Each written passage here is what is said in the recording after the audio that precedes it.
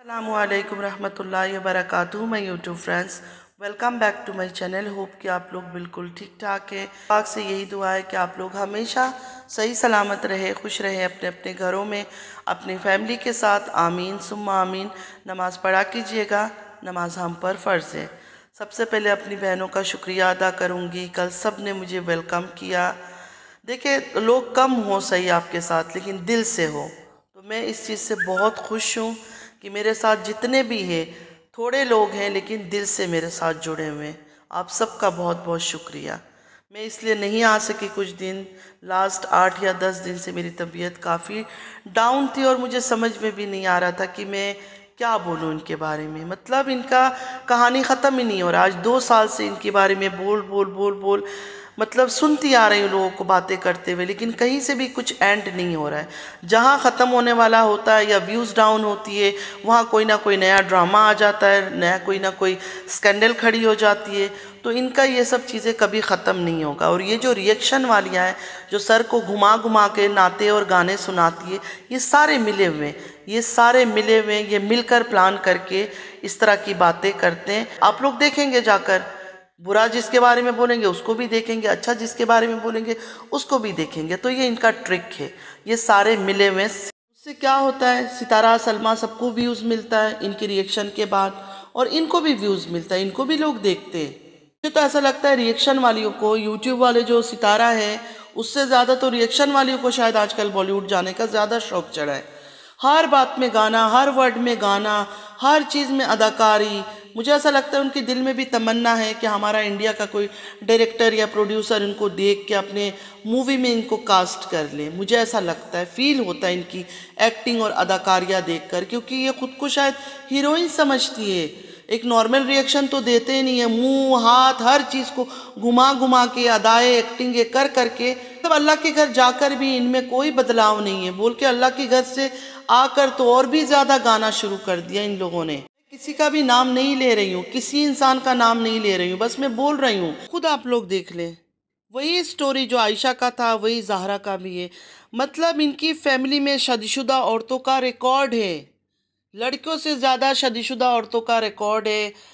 Married life गुजार रही होती है, रिलेशन में चले जाते हैं, आदमियों के साथ भाग जाते हैं, उनके साथ वक्त गुजारती हैं, फिर लौट के उसी आदमी के पास आ जाते हैं, तलाक लेती हैं, फिर भी घर से भाग जाती है। मतलब भागना भागना।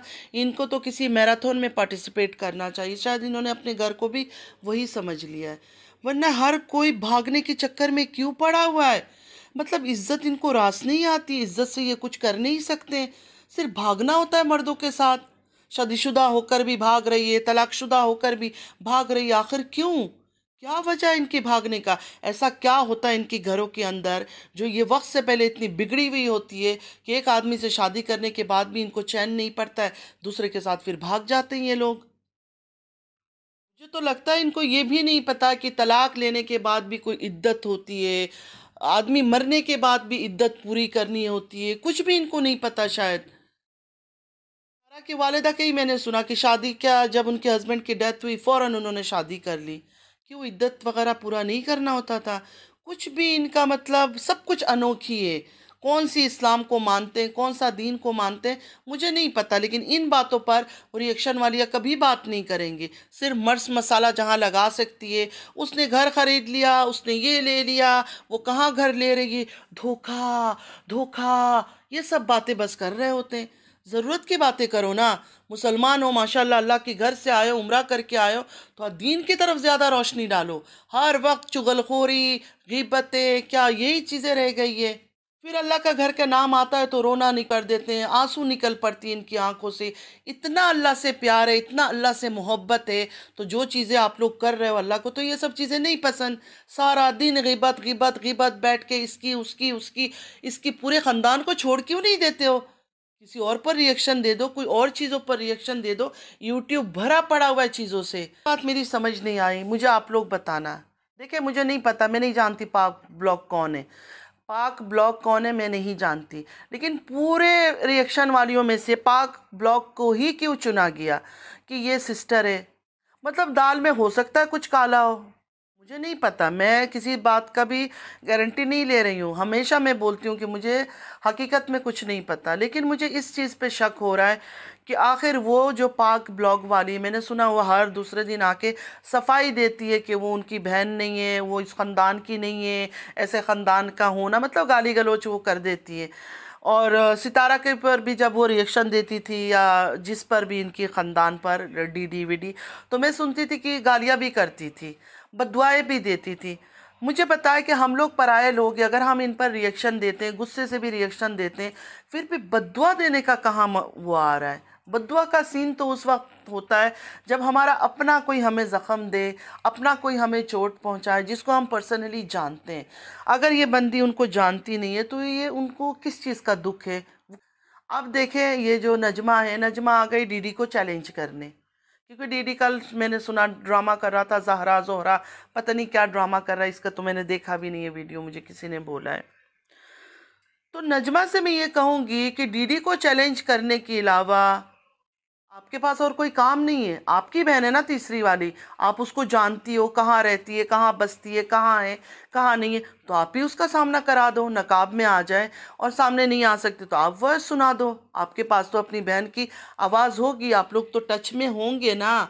तो डीडी का क्यों इंतज़ार कर रही है, डीडी से क्यों चैलेंज कर रही है? सिर्फ और सिर्फ व्यूज़ लेने के लिए ये सारे मिलके ड्रामा करते हैं। देखिए अब इनके सबके व्यूज़ डाउन है, पूरा ख़ानदान का डाउन है। तो इस वजह से ये लोग कुछ ना कुछ मतलब निकालने की कोशिश कर रहे हैं कि किसी के बारे में बात करे, कुछ ऐसी बातें करे जिससे बातें बढ़े और हमें व्यूज़ मिले।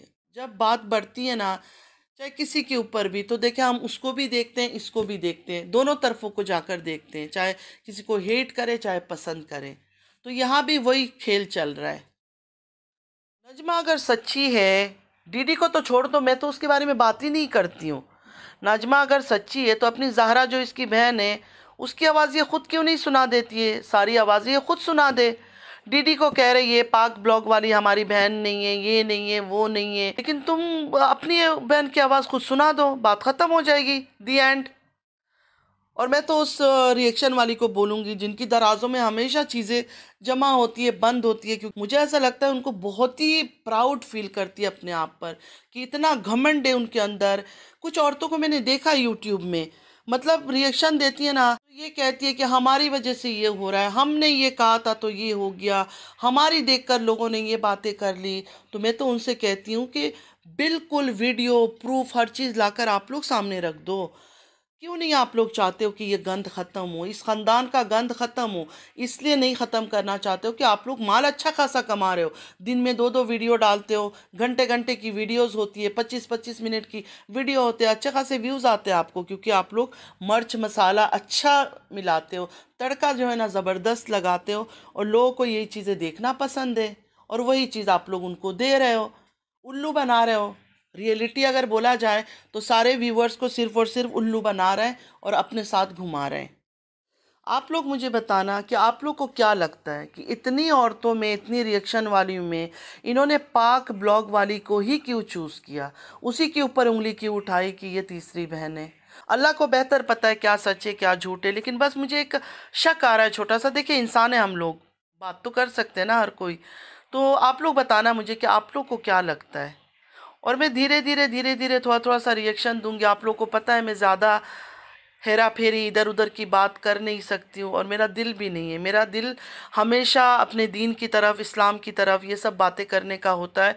आप लोग को पता है मैं जब जब रिएक्शन देती हूँ मेरी ज़्यादा बातें जो है ना इस्लाम के ऊपर होती है, दीन के ऊपर होती है, ये सब बातें करती हूँ, तो लोगों को ये सब बातें ज़्यादा पसंद नहीं आता है। और कोशिश करूँगी मैं एक दो चीज़ें नई नई आप लोग के लिए लेकर आऊँ। कुछ एक दो चीज़ें मुझे पता चली है, मैं बनाऊँगी वीडियो रिलैक्स बैठ के आराम से, और आप लोगों के साथ शेयर करूँगी, क्योंकि इंतहाई गंदी और घटिया और गलाजत चीज़ें हो रही है यूट्यूब के अंदर और चीज़ों में भी, तो वो चीज़ भी मैं आप लोगों के साथ शेयर करूँगी। तो आज के लिए बस इतना ही। होप कि आज का वीडियो आप लोग को अच्छा लगा होगा। पढ़ा कीजिएगा, नमाज हम पर फ़र्ज़ है। हमेशा आप लोग मेरी दुआओं में रहते हो, मुझे भी अपनी दुआओं में ज़रूर याद रखिएगा। ज़िंदगी रही फिर मुलाकात होगी। अल्लाह हाफिज़।